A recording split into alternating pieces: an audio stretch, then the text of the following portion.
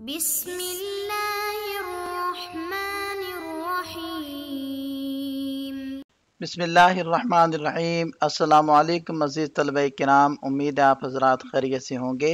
آج ہمارا صحیح مسلم کا سبق نمبر 173 ہے، جس کا عنوان ہے باب بیان آخر اہل النار خروجا منہا۔ آگے بڑھنے سے پہلے خلاصہ جات کو ایک نظر دیکھ لیں۔ گزشتہ سبق میں ہم نے اس عنوان کے تحت ان نکات پر بات کی تھی۔ آج کے سبق میں ہم اس عنوان کے تحت ان مذکورہ نکات پر بات کریں گے۔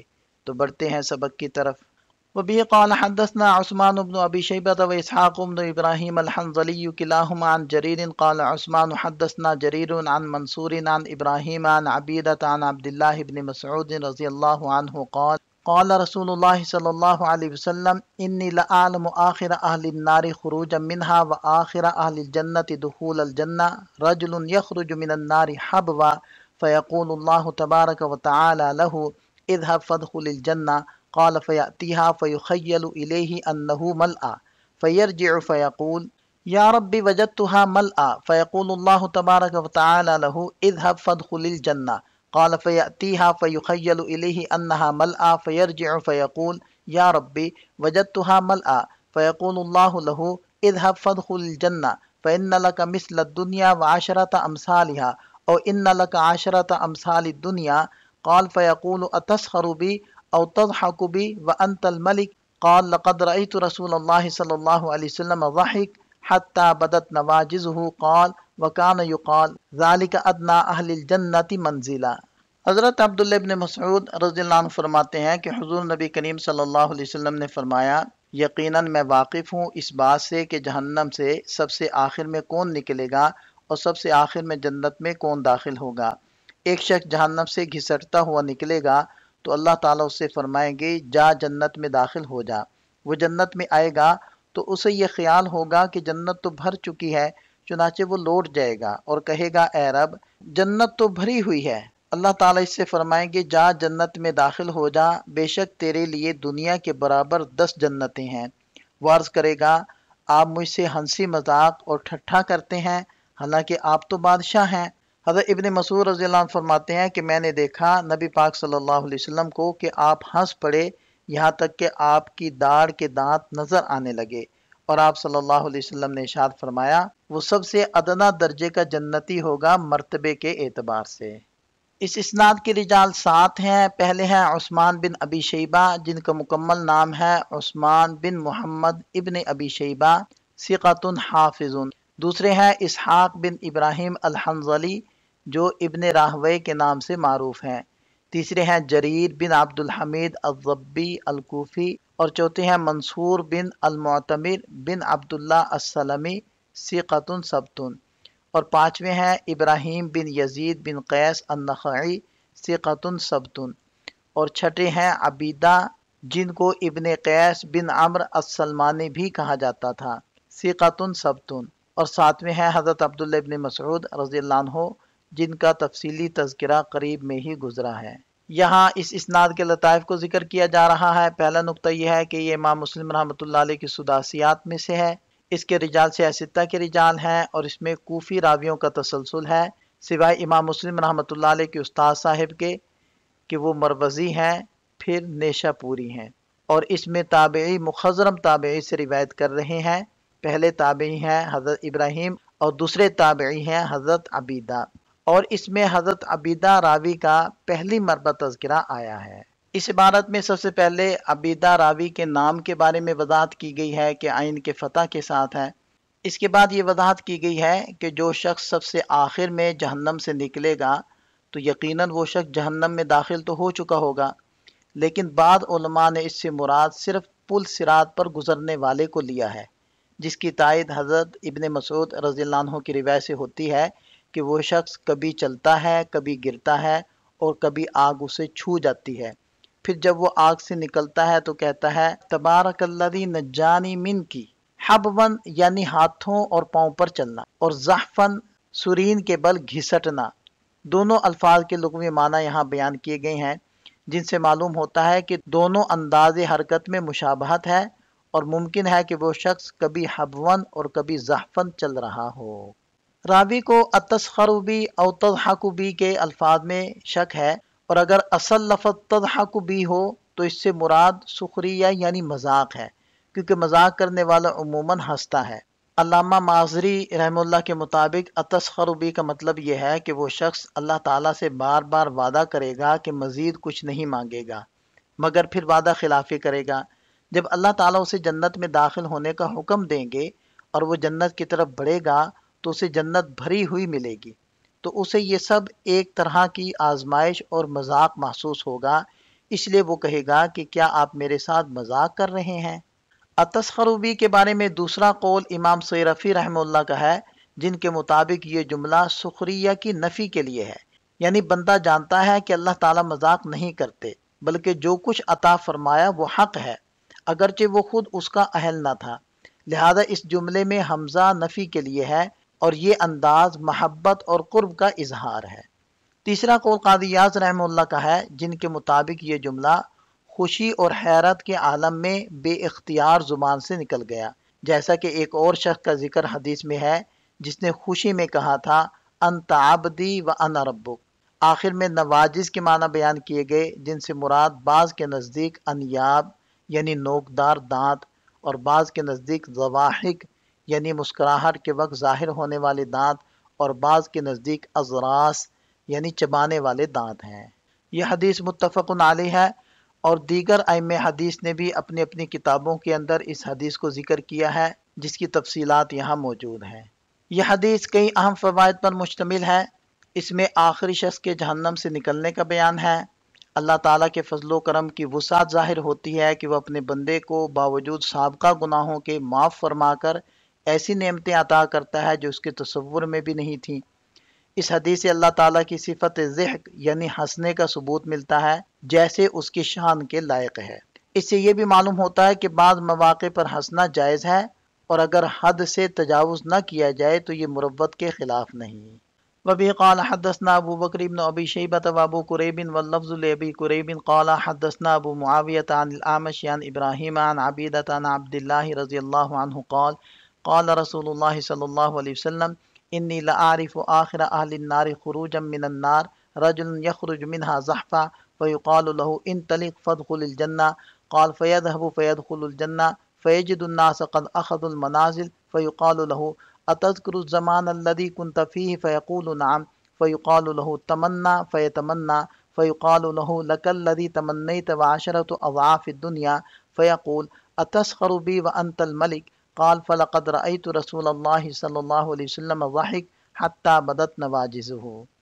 حضرت عبداللہ ابن مسعود رضی اللہ عنہ فرماتے ہیں کہ نبی پاک صلی اللہ علیہ وسلم نے ارشاد فرمایا، بے شک میں جہنم سے سب سے آخر میں نکالے جانے والے کو جانتا ہوں، وہ شخص پیٹھ کے بل جہنم سے نکلے گا، اس سے کہا جائے گا کہ چل اور جنت میں داخل ہو جا، وہ جائے گا اور جنت میں داخل ہوگا تو دیکھے گا کہ لوگوں نے جنت میں سب جگہیں لے لی ہیں، پھر اس سے کہا جائے گا کیا تجھے وہ زمانہ یاد ہے جس میں تو تھا؟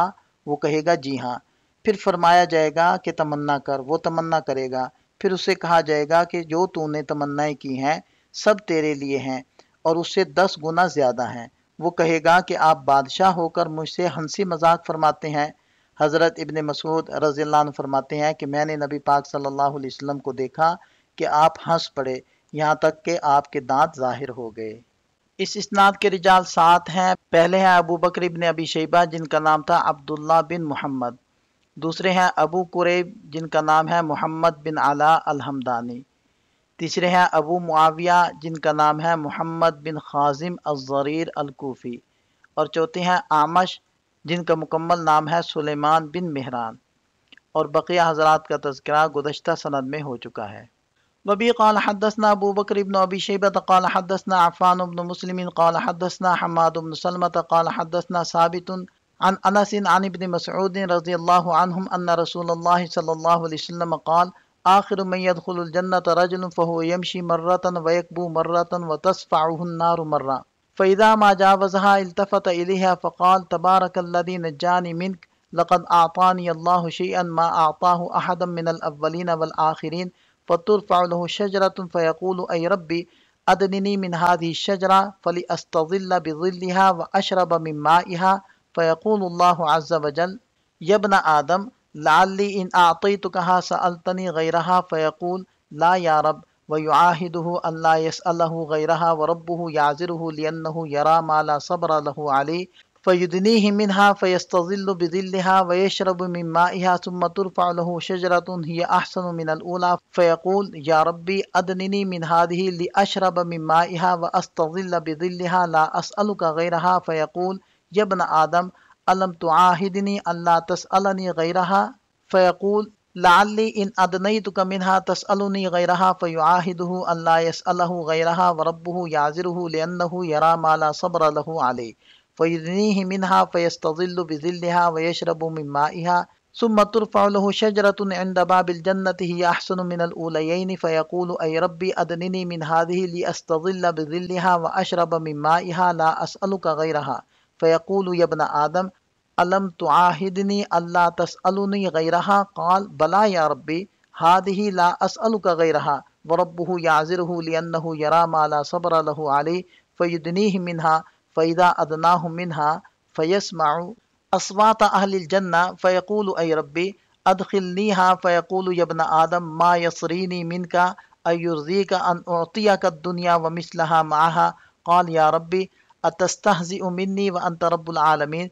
फ़ज़हिक इब्न मसऊद फ़क़ाल अला तसअलूनी मिम्मा अज़हक क़ालू मिम्मा तज़हक क़ाल हकज़ा ज़हिक रसूलुल्लाह सल्लल्लाहु अलैहि वसल्लम फ़क़ालू मिम्मा तज़हकु या रसूलल्लाह क़ाल मिन ज़िहकि रब्बिल आलमीन हीन क़ाल अतस्तहज़िउ मिन्नी व अंत रब्बुल आलमीन फ़यक़ूल इन्नी ला अस्तहज़िउ मिन्क वलाकिन्नी अला मा अशाअ क़ादिर। हज़रत अब्दुल्लाह इब्न मसऊद रज़ियल्लाहु अन्हु फरमाते हैं कि नबी पाक सल्लल्लाहु अलैहि वसल्लम ने फरमाया, जन्नत में सबसे आखिर में जो दाखिल होगा वो शख्स कभी पाँव पर चलेगा और कभी मुंह के बल गिर पड़ेगा और जहन्नम की आग उसे जलाती रहेगी। जब दोज़ख की हद से बाहर हो जाएगा तो उसकी तरफ मुंह करके कहेगा, बड़ी मुबारक है वो ज़ात जिसने मुझे तुझसे निजात दी। मुझे तो अल्लाह ताला ने वो कुछ अता कर दिया कि अव्वलीन और आखिरीन में से किसी को नहीं दिया। फिर उसके सामने एक दरख्त बुलंद किया जाएगा। वो कहेगा, ए रब, मुझे इस दरख्त के करीब कर दीजिए ताकि मैं इसके साए तले आ जाऊं और इसका पानी पीऊं। अल्लाह तबारक व तआला फरमाएंगे, ए इब्ने आदम, अगर मैं तेरी ये ख्वाहिश पूरी कर दूं तो तू मुझसे इसके अलावा और कुछ नहीं मांगेगा। वो कहेगा, ए मेरे रब, नहीं, और अल्लाह से अहद करेगा कि इसके अलावा सवाल नहीं करेगा और अल्लाह ताला उसका उज़्र कबूल करेंगे क्योंकि वो दरख्त के मामले में इसकी बेसब्री देखते होंगे। चुनाचे उसे इसके करीब कर दिया जाएगा और उसके साए तले रहेगा, उसका पानी पिएगा। फिर एक दूसरा दरख्त उसके सामने किया जाएगा जो पहले से ज़्यादा खूबसूरत और अच्छा होगा। वो कहेगा, ए मेरे रब, मुझे इस दरख्त से करीब कर दीजिए ताकि इसका पानी पीऊं और उसके साए से फ़ायदा उठाऊं। इसके अलावा मैं आपसे कुछ ना मांगूंगा। अल्लाह ताला फरमाएंगे, ऐ इब्ने आदम, क्या तूने मुझसे अहद न किया था कि कोई और सवाल न करेगा? अगर मैं तुझे इस दरख्त के करीब कर दूं तो तू इसके अलावा कुछ और मांगेगा? तो वो बंदा अल्लाह ताला से मुआहदा कर लेगा कि वो अल्लाह से इसके अलावा कोई और सवाल नहीं करेगा। अल्लाह ताला उसके उज़्र को कबूल कर लेंगे क्योंकि अल्लाह ताला उसकी इस दरख्त पर बेसब्री को देख रहे होंगे। फिर अल्लाह ताला उस बंदे को इस दरख्त के करीब कर देंगे। फिर वो बंदा उस दरख्त के साए से फ़ायदा उठाएगा और उसका पानी पिएगा। फिर उसके सामने जन्नत के दरवाजे के पास एक और दरख्त बुलंद कर दिया जाएगा जो पहले दोनों दरख्तों से ज़्यादा खूबसूरत होगा। वो कहेगा, ऐ मेरे रब, मुझे इस दरख्त के करीब कर दीजिए ताकि मैं इसके साए से साया हासिल करूं और उसके पानी से पीऊं। मैं इसके अलावा आपसे कुछ और नहीं मांगूंगा।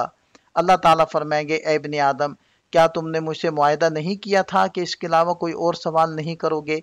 वो कहेगा, क्यों नहीं ए अल्लाह, बस ये चीज़ अता कर दीजिए, इसके अलावा मैं कोई और सवाल नहीं करूँगा। और अल्लाह ताला उस बंदे के उज़्र को कबूल फरमा लेंगे क्योंकि अल्लाह ताला उस बंदे की उस दरख्त पर बेसब्री को देख रहे होंगे। तो अल्लाह ताला उस बंदे को उस दरख्त के करीब कर देंगे। फिर जब अल्लाह ताला उस बंदे को उस दरख्त के करीब करेंगे तो वो बंदा अहले जन्नत की आवाज़ों को सुनेगा। फिर कहेगा, ए मेरे रब, मुझे जन्नत में दाखिल कर दीजिए। अल्लाह ताला फरमाएंगे, ए इब्ने आदम, तेरा बार बार मांगना कब ख़त्म होगा? क्या तो इस बात पर राज़ी नहीं कि मैं तुझे दुनिया दे दूं और उसकी मिसल उसके साथ एक और दे दूं? तो वो कहेगा, ए रब, आप मुझसे मजाक कर रहे हैं, हालांकि आप तो रब्बुल आलमीन हैं। حضرت ابن مسعود رضی اللہ عنہ ہنس پڑے اور فرمانے لگے کہ مجھ سے پوچھتے نہیں کہ کس چیز کی وجہ سے میں ہنس رہا ہوں؟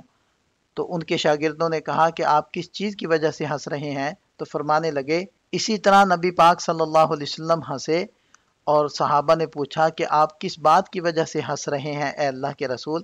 تو آپ علیہ السلام نے ارشاد فرمایا رب العالمین کے ہنسنے کی وجہ سے۔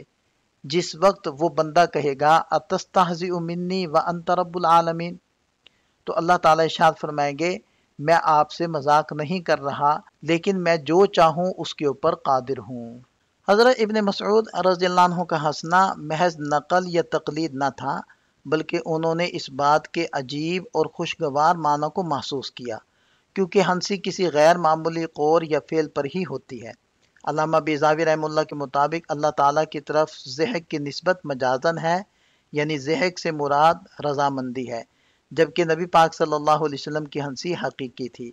علامہ طبی رحمہ اللہ کے مطابق ولاکن علامہ اشاء قادر کا مطلب یہ ہے کہ بندہ جب اللہ کی عطا کو بعید سمجھے گا تو اللہ تعالیٰ فرمائیں گے کہ اگرچہ تم اس کے اہل نہ تھے مگر میں تمہیں اہل بنا کر وہ عطا کر رہا ہوں، کیونکہ میں ہر چیز پر قادر ہوں۔ اس اسناد کے رجال 6 ہیں، عفان بن مسلم، دوسرے ہیں حماد بن سلمہ، تیسرے ہیں ثابت بن اسلم البنانی، چوتھے ہیں انس بن مالک رضی اللہ عنہ، اور بقیہ حضرات کا تذکرہ سابقہ سند میں ہو چکا ہے۔ یہ اس اسناد کی خصوصیات ذکر کی جا رہی ہیں کہ یہ امام مسلم رحمۃ اللہ علیہ کی سداسیات میں سے ہے، اس کے رجال سے ستہ کے رجال ہیں، بصری راویوں کا اس میں تسلسل ہے، اور اس میں صحابی سے روایت کر رہے ہیں۔